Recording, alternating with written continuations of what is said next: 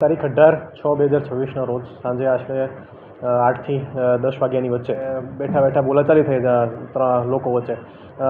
આ ગુનાના આરોપી છે પ્રતાપ દશરથ પુરબિયા. એ સદર ગુનાના મરણ જનાર છે ગણપત રાવજી વાઘેલા જોડેથી પોતાના બુલેટ બાઇકની ચાવી માગે છે.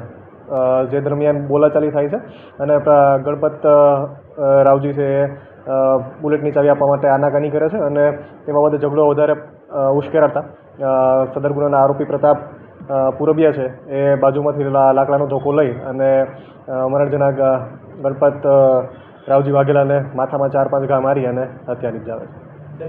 ગણપત રાવજી વાઘેલા જણાવે છે કે વાંઢાઓ તમને બાઇક ચલાવવાની હેસિયત નથી.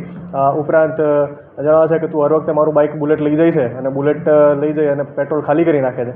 જે બાબતે પ્રતાપ દશરથ વાઘેલાને ખોટું લાગી આવે છે અને ઝઘડો વધારે ઉશ્કેરણમાં પરિણમે છે અને પ્રતાપ દશરથ પુરબિયા છે લાકડાનો ધોકો લઈ અને મારામારી કરે છે.